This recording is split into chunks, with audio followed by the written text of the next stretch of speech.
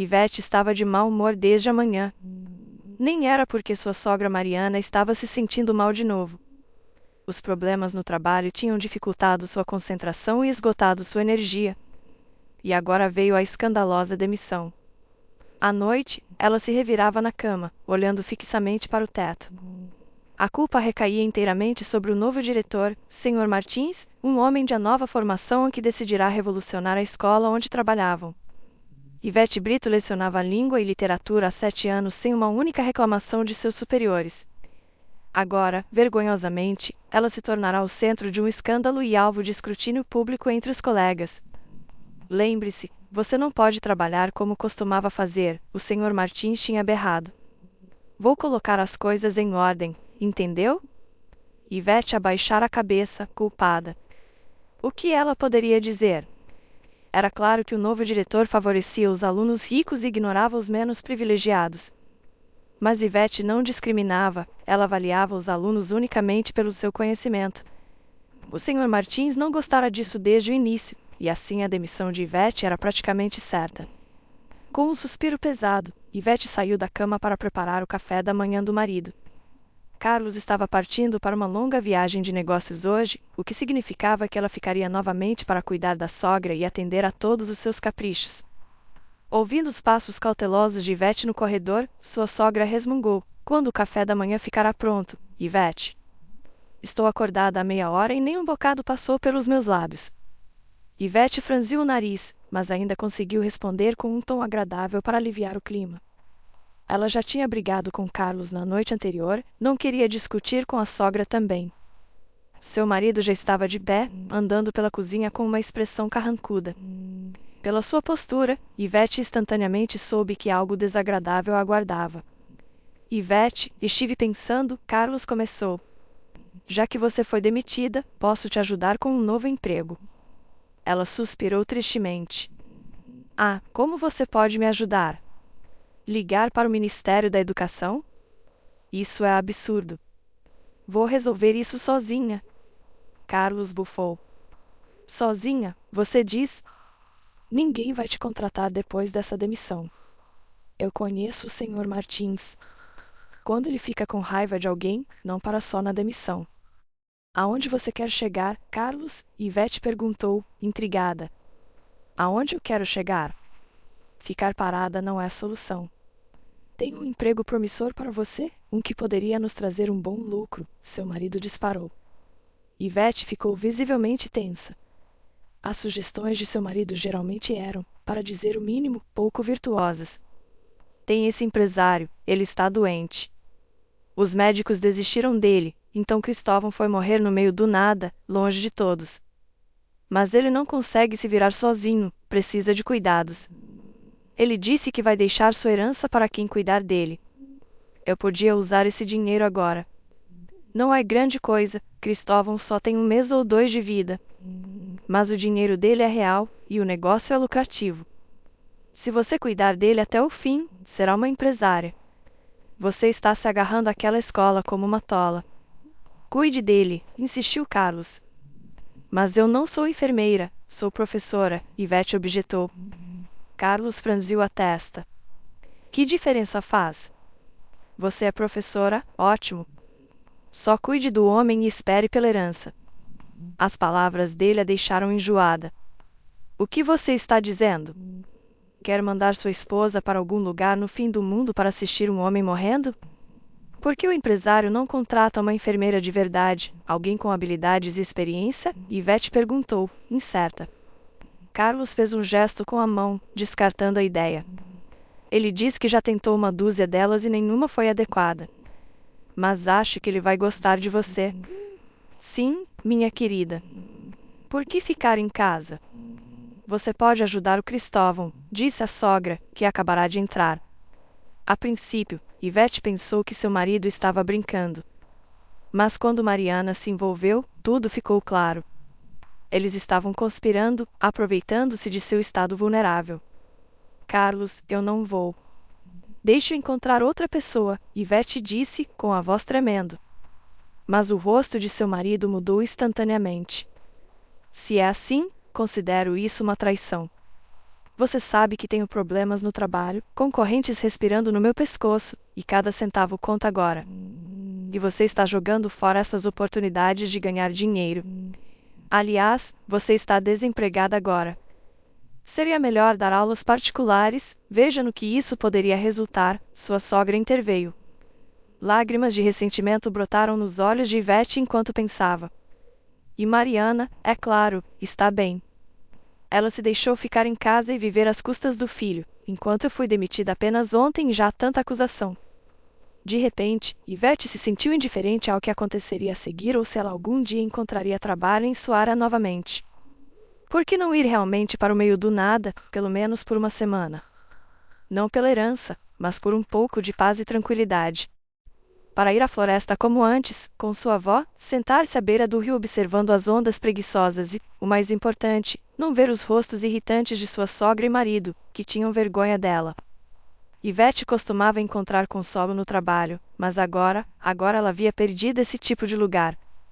Está bem, Carlos. Eu concordo. Me dê o endereço e avise esse empresário.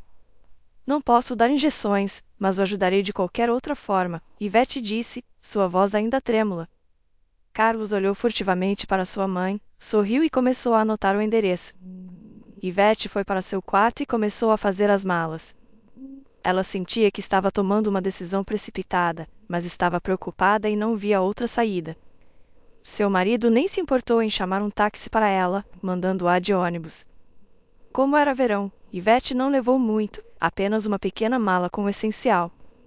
Cristóvão Holanda era dono de uma casa em um vilarejo a 1 hora de carro da cidade. O homem herdara de seu avô falecido e planejava passar seus últimos dias lá, assim como uma vez passará suas férias de verão. O ônibus estava sufocante, mas Ivete teve a sorte de ter um assento na janela, onde podia respirar um pouco de ar fresco. Os passageiros conversavam animadamente, reclamando do calor opressivo. O motorista, visivelmente agitado, pouco podia fazer para ajudar, já que seu velho ônibus não tinha ar-condicionado. Misericordiosamente, nuvens logo apareceram, trazendo uma leve queda na temperatura. Uma brisa suave soprou pela cabine, desarrumando o cabelo de Ivete, enquanto a luz do sol dançava nas janelas, pintando um mosaico de luz e sombra pelos assentos.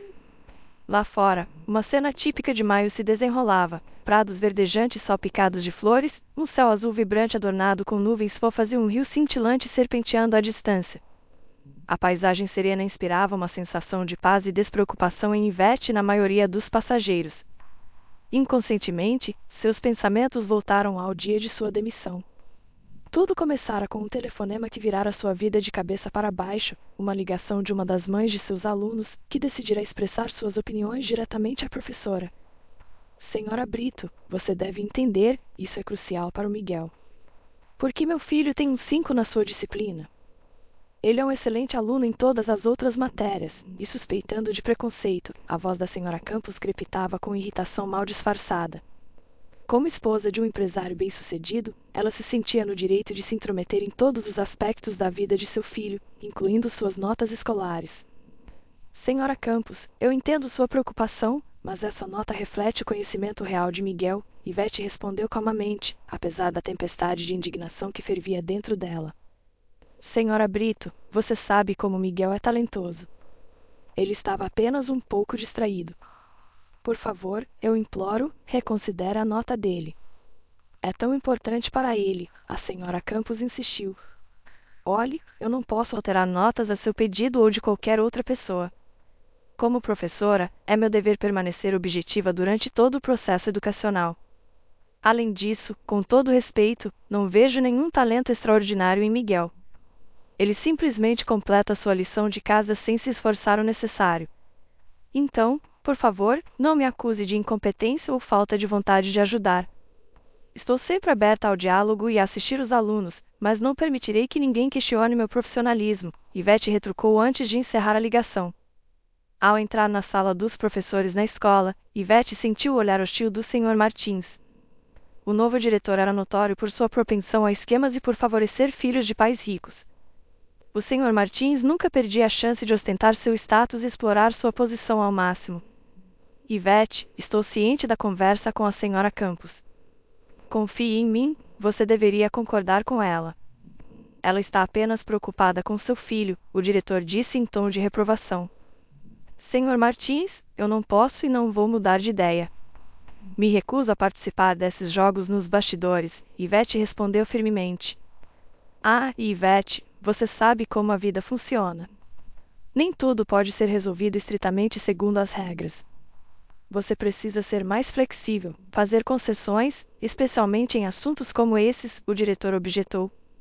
Não serei flexível neste assunto. Sou professora, meu trabalho é educar crianças, não agradar seus pais, Ivete replicou, seu tom mais firme do que pretendia. Muito bem, faça como achar melhor. Apenas lembro que não é bom brigar com pessoas influentes, o diretor sibilou. Naquele momento, Ivete percebeu que sua honestidade e princípios a haviam colocado em uma posição difícil. Ela não queria fazer concessões ou mudar sua avaliação, mas também tentava manter um bom relacionamento com a nova direção. Perdida em pensamentos, Ivete entrou na sala de aula e imediatamente sentiu o olhar pesado de Miguel, de 15 anos, que estava sentado no fundo, encarando-a com ódio mal disfarçado. Bom dia a todos. Lembrem-se, temos uma prova hoje, Ivete disse calmamente, mascarando suas emoções. Ah, é mesmo?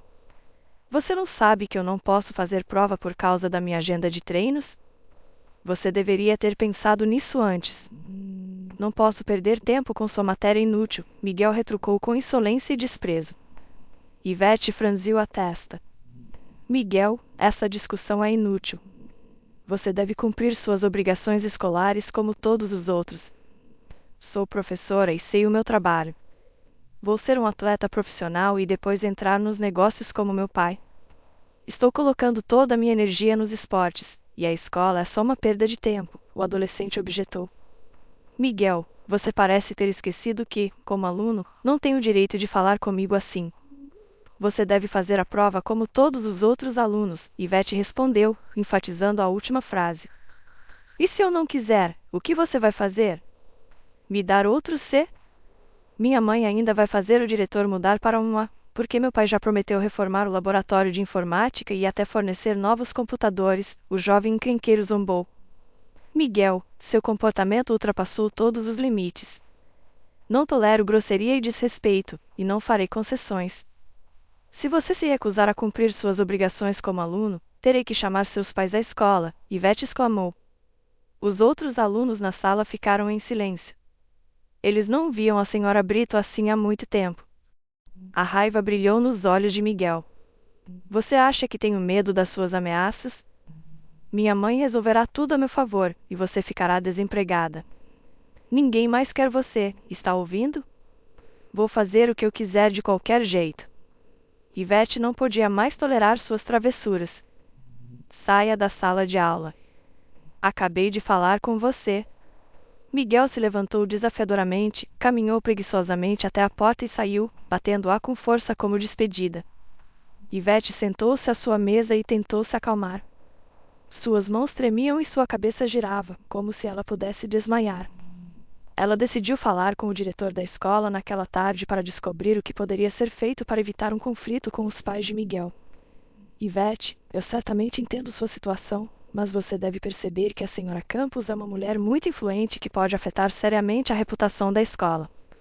Sugiro que você encontre um terreno comum com ela e evite conflitos, o diretor começou, caindo em sua rotina familiar.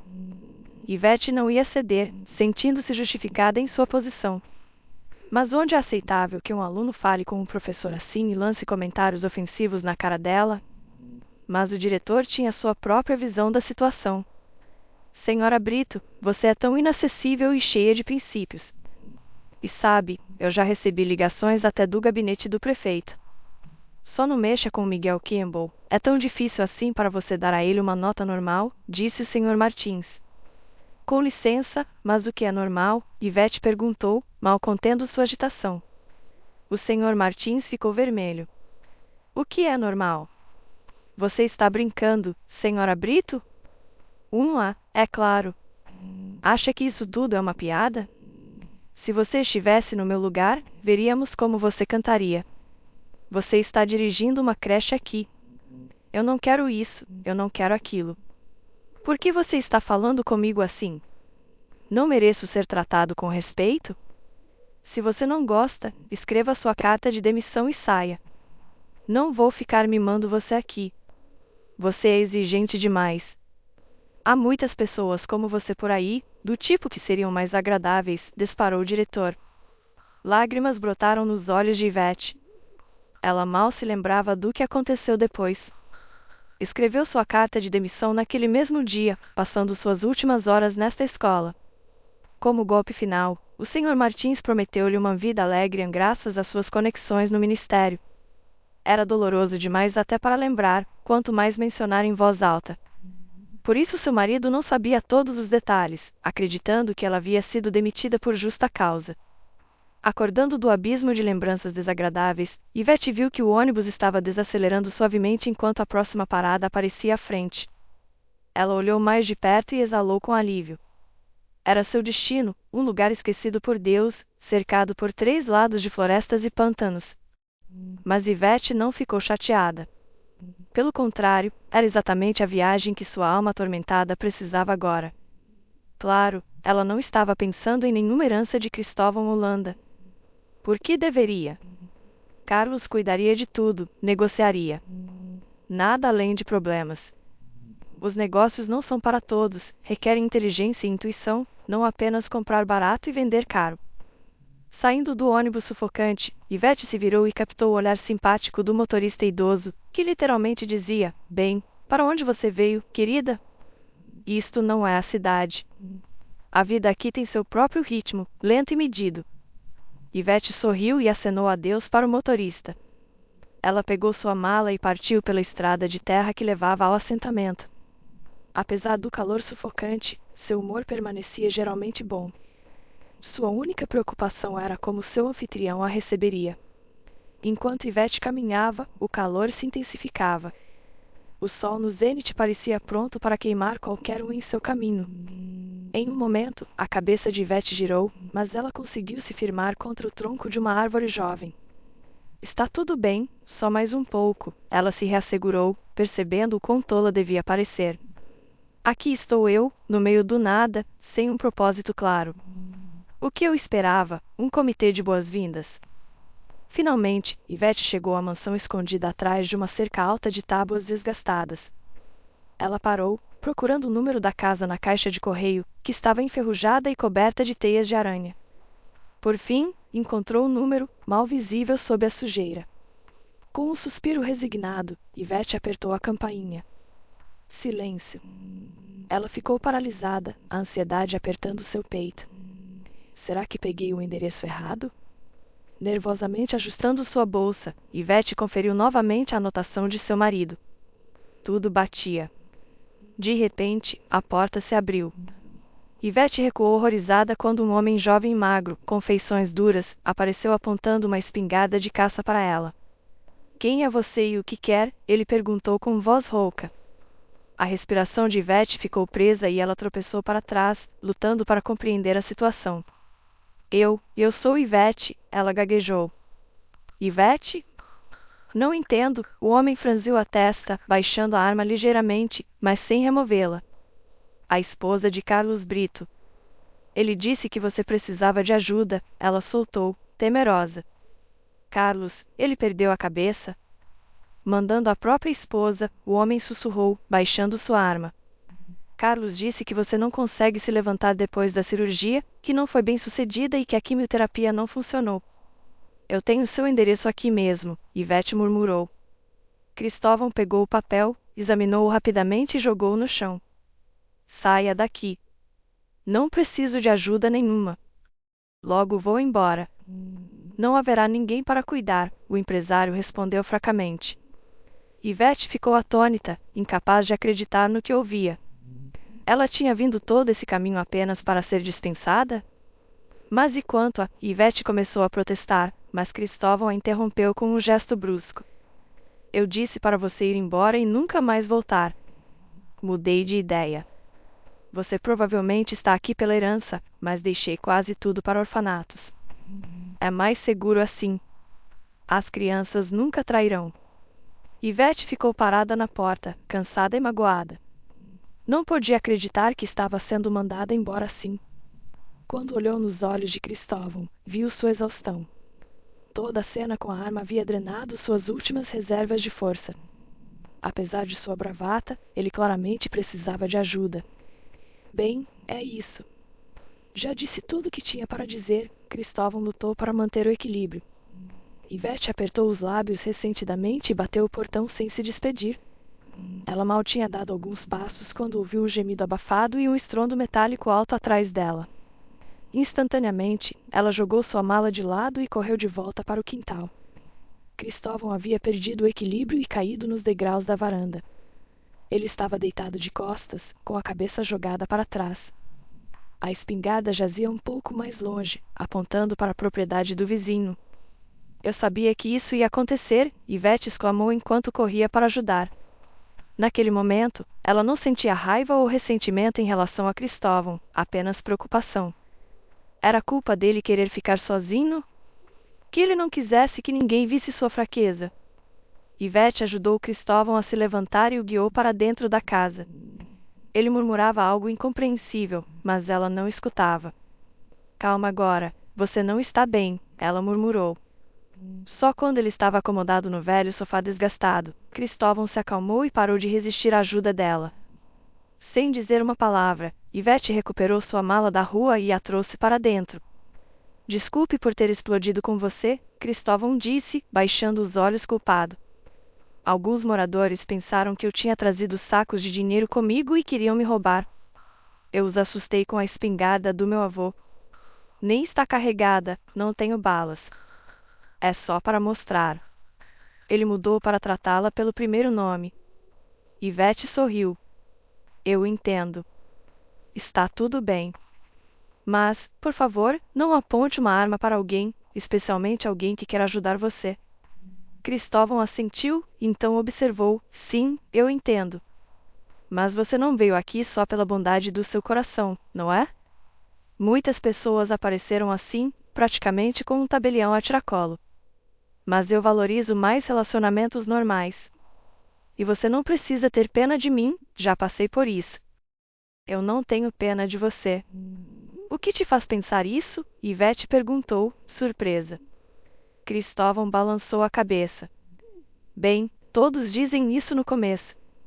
Pegue minha esposa, Lisa. No início, ela cuidou de mim, disse que tudo daria certo. Mas quando a operação falhou, ela imediatamente começou a falar sobre ações da empresa. Eu dei a parte dela, claro, tudo justo e correto. Hoje em dia, ela nem se lembra de mim. Meu telefone está coberto de poeira, nenhuma ligação. E ela pediu o divórcio. Ivete suspirou com simpatia, então olhou ao redor, avaliando a casa da perspectiva de uma mulher. Ela abriu a despensa, depois espiou dentro da velha geladeira. Ambas eram uma bagunça. A cozinha parecia pouco convidativa, mas o que se poderia esperar de um homem que tinha vindo aqui para morrer? Cortinas sujas pendiam, sem lavar, nas janelas. Havia um buraco na toalha de mesa e um fogão elétrico sujo estava sobre a mesa.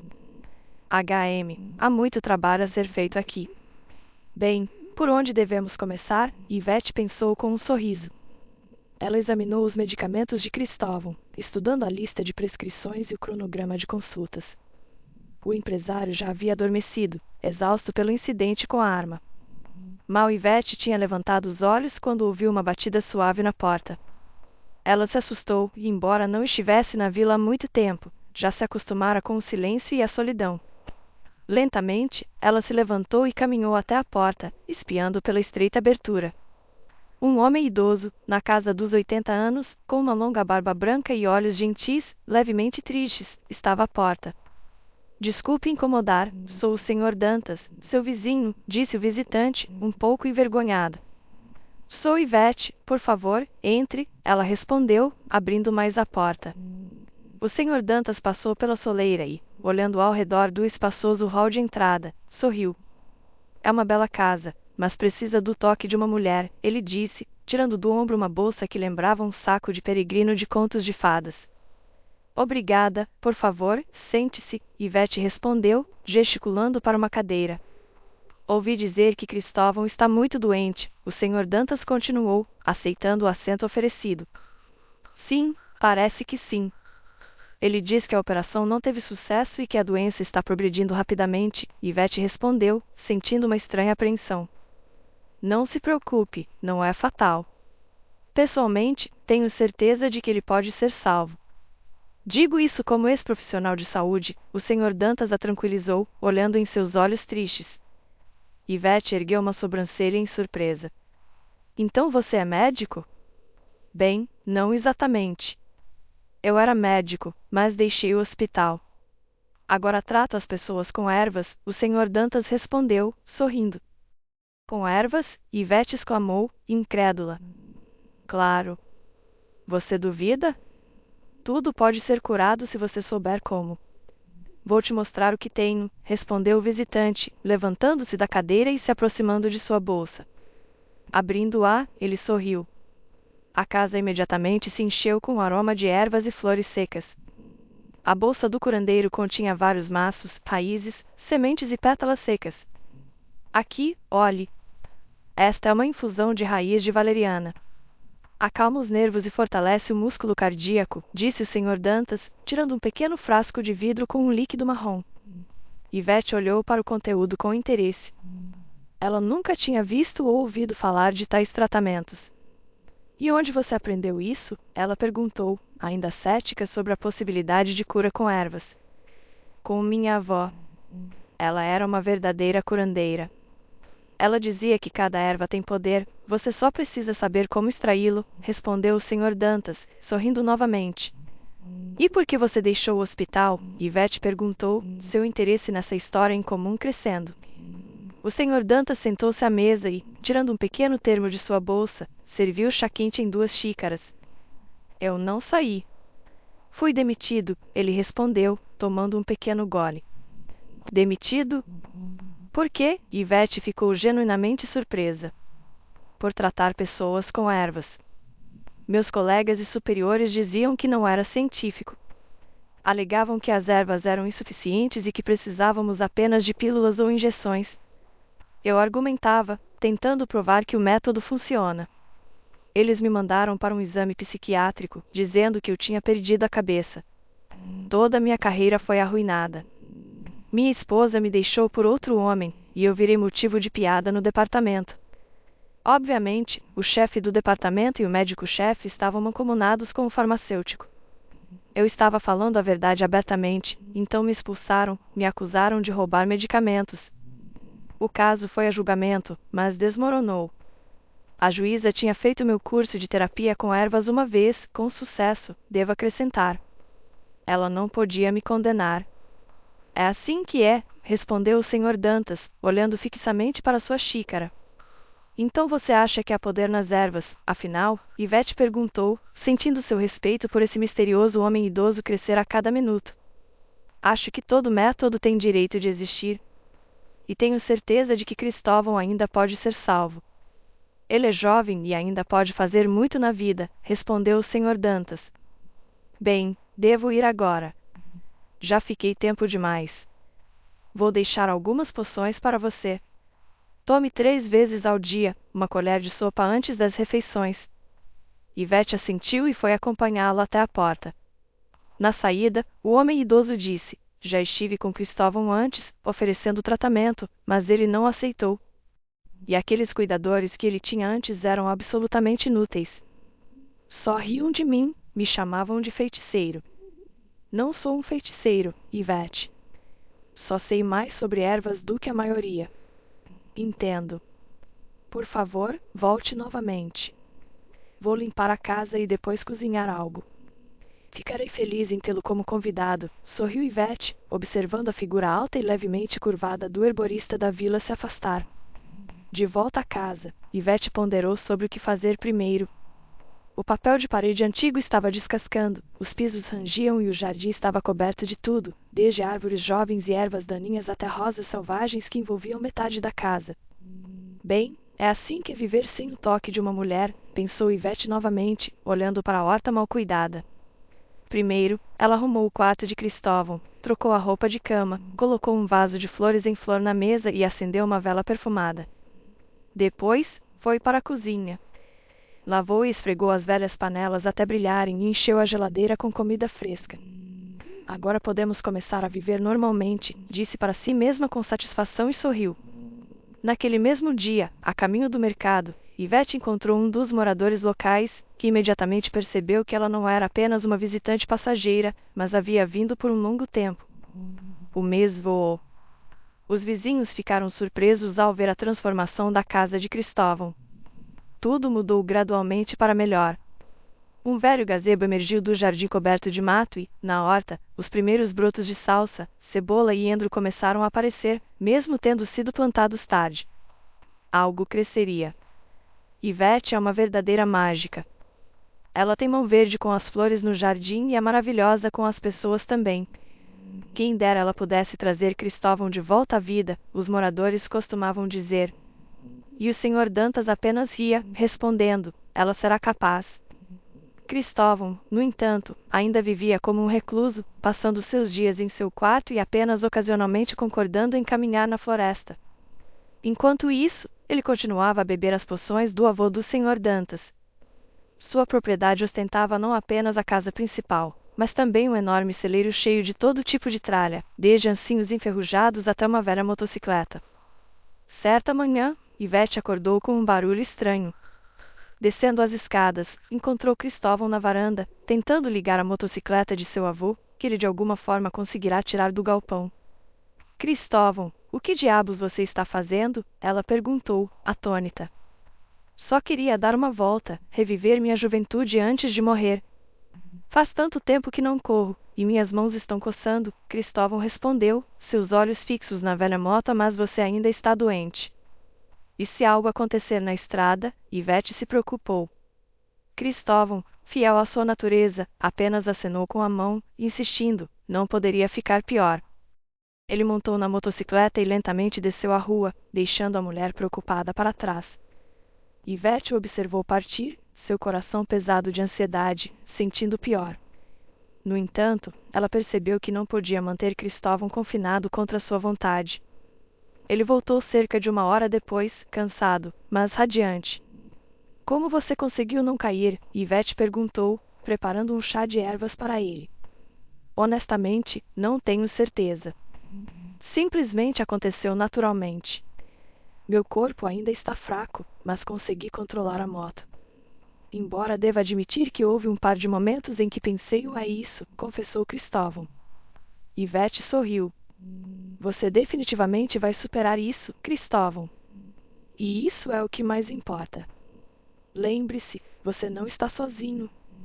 Você tem a mim e ao Sr. Dantas, embora você possa não acreditar em suas poções, elas claramente ajudaram. 1 mês atrás, você mal conseguia segurar uma colher, e agora está pilotando uma motocicleta. O que te faz ter tanta certeza? Cristóvão perguntou, sorrindo pela primeira vez desde que se conheceram. Porque vejo a força em você. Você é um lutador e vai até o fim, Ivete respondeu, olhando em seus olhos. A partir daquele dia memorável, o relacionamento deles começou a se aquecer gradualmente. Cristóvão começou a se abrir mais para Ivete, compartilhando histórias sobre sua vida. Ela escutava atentamente, nunca interrompendo. Você é meu anjo da guarda, Cristóvão disse uma noite, olhando para Ivete.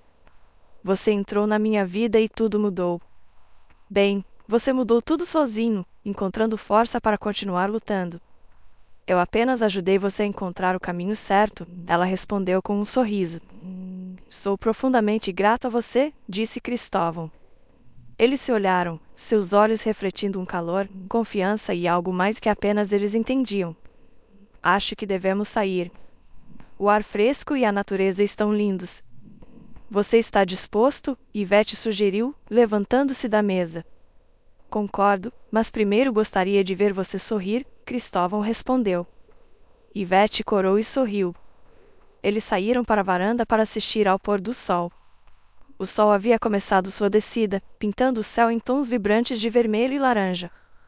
Sabe, faz anos que não testemunho tamanha beleza, Ivete confessou, inalando o ar fresco da noite. Nem eu, mas agora vejo tudo 2 vezes mais vividamente, Cristóvão respondeu, colocando o braço ao redor dos ombros dela. Naquele momento, Ivete percebeu que não estava apenas cuidando de Cristóvão, ela estava ajudando-o a realmente viver novamente. Mas, é claro, Ivete hesitou. Afinal, ela era casada. No entanto, durante todo esse tempo, seu marido nem se dera ao trabalho de ligar para ela. Provavelmente, ele e sua mãe estavam tramando para que Ivete lhes garantisse riqueza através da herança de Cristóvão. Contudo, durante esse mês, Ivete não apenas recusou o dinheiro de Cristóvão, mas até ofereceu a ele para deixar seus empreendimentos empresariais e se estabelecer na vila. Ele assentiu em concordância, então mergulhou em reflexão pensativa. Seu nome já carregara peso nos círculos empresariais, mas onde estavam seus amigos e sócios agora? Provavelmente já o haviam esquecido há muito tempo e desistido. Talvez estivessem apenas esperando que seu obituário aparecesse em fontes oficiais. Mas Cristóvão não lhes daria essa satisfação tão facilmente. Ele continuaria lutando, não sozinho, é claro, mas com Ivete e seu gentil vizinho herborista ao seu lado. Como é maravilhoso que Ivete tenha vindo! É como se a primavera tivesse chegado em nossa vila. Ela trouxe nova vida a tudo, disse o Sr. Dantas com um sorriso durante uma conversa com o carteiro local, Tomás. É verdade, ela é uma boa mulher, sem dúvida, concordou Tomás. Diga-me, Sr. Dantas, por que ela não trabalha na escola? Ela é professora, afinal. O idoso herborista ergueu uma sobrancelha em surpresa. Você deve estar brincando, Tomás. Quem cuidaria de Cristóvão? Ele definharia sozinho. Além disso, a escola fica no centro do distrito. Se ao menos tivéssemos uma escola por perto, bem, isso seria diferente. Tomás olhou para o ex-médico com interesse. Na verdade, havia uma escola, não em nossa vila, mas na vizinha, a cerca de 1,5 km daqui. No entanto, o telhado está rachado desde o último furacão, está completamente inutilizável, e o piso está podre. Os olhos do Sr. Dantas brilharam com um lampejo peculiar. A princípio, o carteiro não entendeu seu significado, mas então adivinhou. Ouça, Sr. Dantas, por que você não pede dinheiro a Cristóvão para os reparos? Ele frequentou aquela escola até o 5º ano, antes de se mudar para a cidade com o pai após a morte da mãe. Em resposta, o idoso doutor deu de ombros, incerto, não querendo que seus planos fossem conhecidos prematuramente. Primeiro, Cristóvão tinha que superar sua doença, o que não era tão simples quanto parecia. Às vezes, uma pessoa entra em remissão e se sente esperançosa, mas as complicações podem retornar a qualquer momento. Então, embora Cristóvão parecesse ter revivido, a vitória final ainda estava longe. Uma vez, para animá-lo, o Sr. Dantas sugeriu que ele e Ivete fossem à floresta juntos para colher ervas. Para sua surpresa, os jovens concordaram com prazer. O dia passou esplendidamente. O troféu de Ivete era uma cesta de frutas silvestres, e Cristóvão, ainda magro e pálido da doença, carregava um pequeno balde de cogumelos. O Sr. Dantas caminhava ao lado deles, apoiando-se em uma bengala, com uma bolsa cheia de ervas na frente dele. Tivemos um passeio adorável, disse Ivete alegremente, colocando a cesta em um toco perto da trilha da floresta. Cristóvão sentou-se cansado ao lado dela, colocando seu balde no chão. Vou lhes contar algo, sorriu o idoso doutor. Sei onde encontrar muitas framboesas. Na próxima vez, talvez. Por enquanto, é hora de voltar para casa. Está ficando tarde, respondeu Ivete. Sr. Dantas, posso ajudá-lo com sua bolsa? Cristóvão perguntou. Não, querido, eu mesma carregarei, respondeu o idoso, apoiando-se em sua bengala. Mas após alguns passos, ele de repente cambaleou e caiu em um buraco escondido. Ivete e Cristóvão correram para as bordas do buraco úmido coberto de galhos, no qual o idoso havia caído. Sr. Dantas, você está bem? Ivete perguntou ansiosamente. Sim, estou bem. Caí no que parece ser uma armadilha para lobos. Malditos caçadores ilegais, ele murmurou, olhando para o chão. Cristóvão e Ivete começaram a levantar o Sr. Dantas e, apesar do físico magro do idoso, eles lutaram para puxá-lo de volta para o terreno sólido. Oh, é tão profundo, exclamou Ivete, sacudindo a sujeira. Certamente não é pequeno, disse Cristóvão, ajudando o Sr. Dantas a se sentar. Obrigado, meus queridos. Vocês são meus salvadores, disse o homem, sorrindo.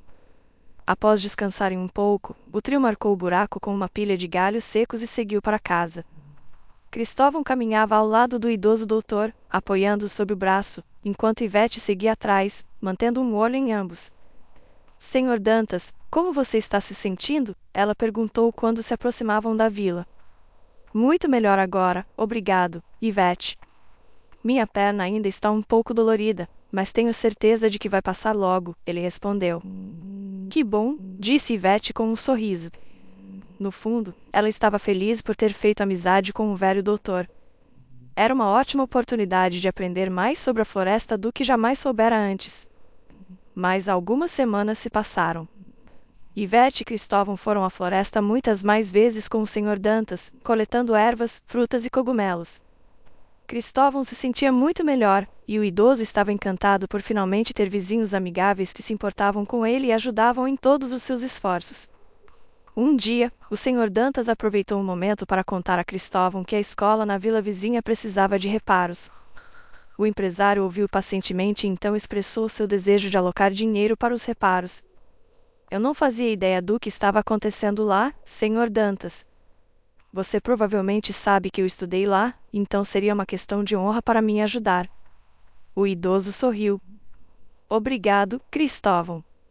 Acho que era isso que nos faltava, ajuda financeira e apoio. Cristóvão sorriu e olhou para Ivete. Pelos olhares demorados entre os jovens, o vizinho idoso imediatamente percebeu que algo especial estava se desenvolvendo entre eles, entendido apenas pelos dois. Para o crédito de Ivete, ela tentou repetidamente ligar para seu marido, mas Carlos persistentemente ignorava suas ligações.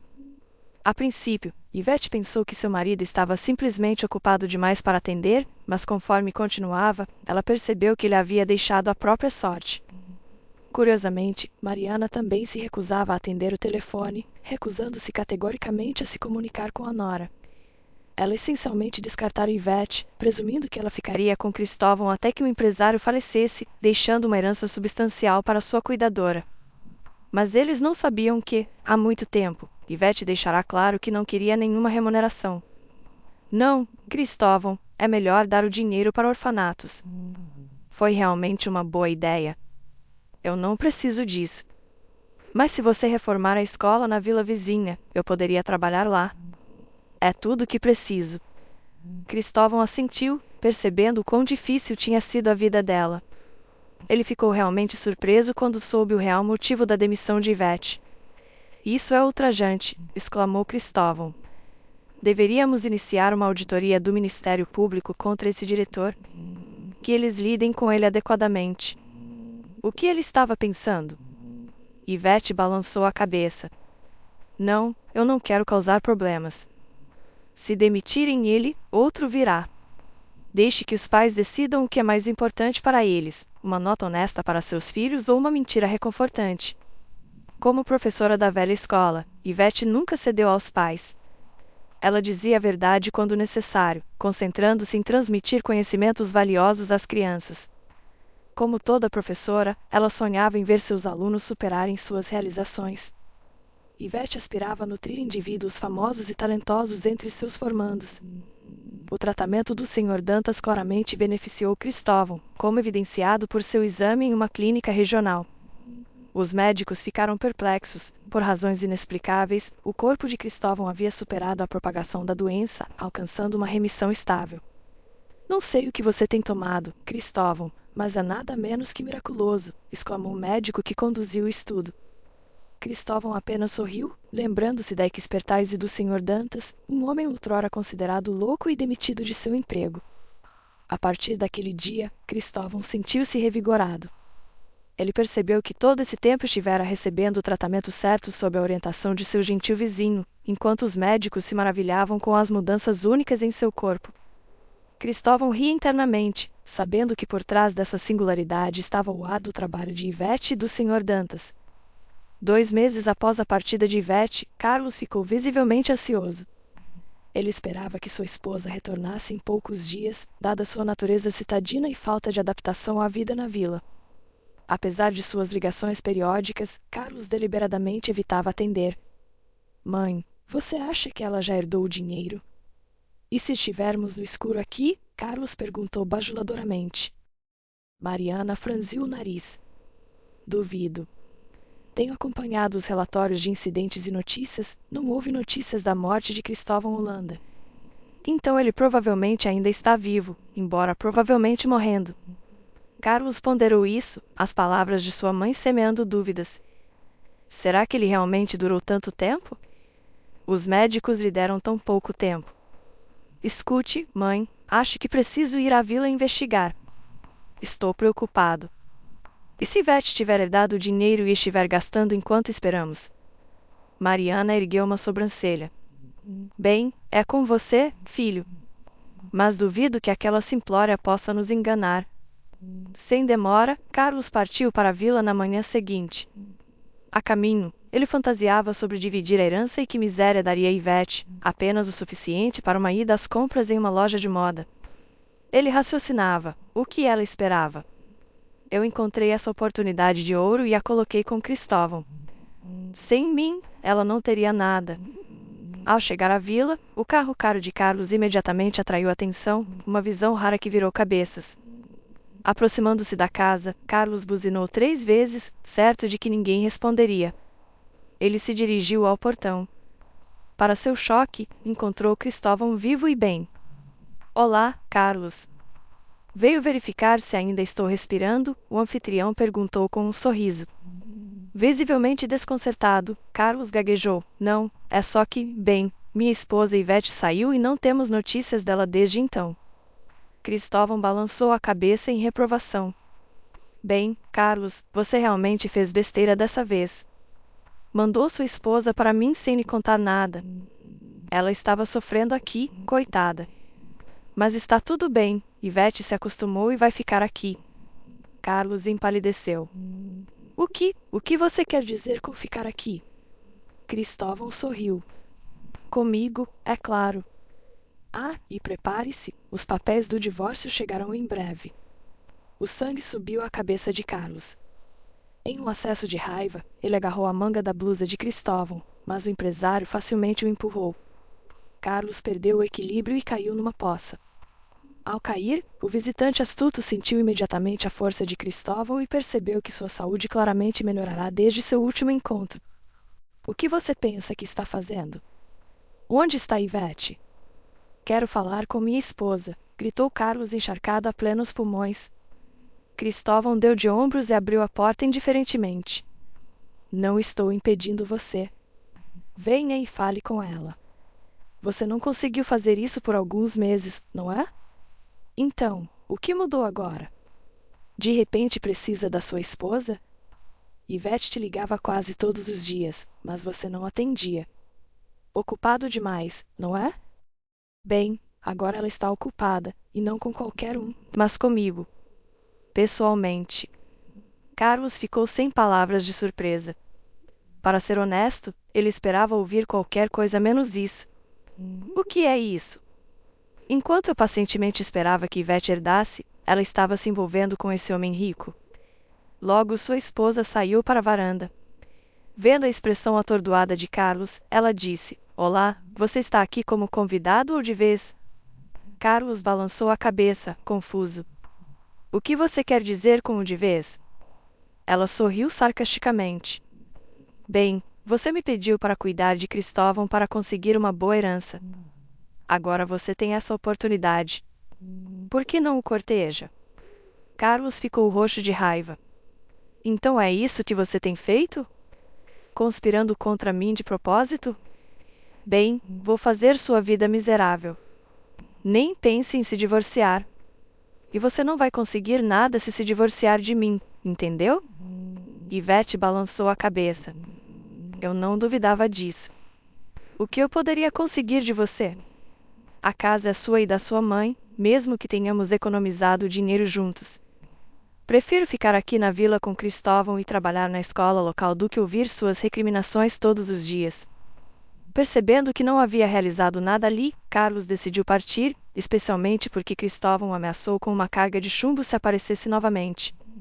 De volta em casa, Carlos contou à sua mãe o que aconteceu, amaldiçoando sua nora a cada momento. Mariana se repreendeu por ter cometido um erro tão infeliz ao não controlar tudo de uma vez. É tudo por causa da minha preguiça, a sogra rosnou para si mesma. No entanto, Ivete não se importava. Com a sugestão de Cristóvão, a escola na vila vizinha seria reparada e em breve professores de outras escolas retornariam para ensinar as crianças locais. Mas quando surgiu a questão de quem se tornaria o diretor, todos apontaram para Ivete. Ela sorriu e balançou a cabeça. Ah, que tipo de diretor eu seria? Deixe alguém com mais experiência assumir esse papel. Quero ensinar língua e literatura como antes. 4 meses se passaram. Cristóvão olhava com óbvia aprovação para a mulher que ele recentemente considerava sua noiva. A escola foi renovada em tempo recorde, pois o dinheiro, como sabemos, pode fazer maravilhas. Nem sempre, é claro, mas isso não muda a essência da questão. Carlos, como prometido, começou a obstruir o divórcio de todas as maneiras possíveis. No final, ele até levou o caso ao tribunal, o que, é claro, o desgraçou em toda a cidade e região. Isso porque Ivete e Cristóvão não se calaram, contando tudo ao tribunal como era, incluindo a questão do testamento. Tendo se exposto ao ridículo público, Carlos percebeu que agora era um pária. Sua mãe, Mariana, compartilhava seu destino, tendo esquecido em sua busca por lucro que não se deve cavar um buraco para outro, para não cair nele. Quanto a Ivete, ela estava prosperando em seu novo local de trabalho. O diretor da escola era um homem honesto e de princípios, que nunca comprometia sua consciência e sempre fazia o que um verdadeiro professor deveria fazer. Em menos de 1 ano e meio, Ivete recebeu mais boas notícias. Ironicamente, coincidiu com a notícia de sua gravidez. Ela soube que havia sido indicada para o prêmio de professora do ano. No devido tempo, o prêmio finalmente encontrou sua heroína. Olhando para sua esposa, Cristóvão sorriu e silenciosamente agradeceu ao destino por tê-lo unido a essa mulher, que primeiro se tornará sua cuidadora, depois sua noiva e agora sua parceira de vida.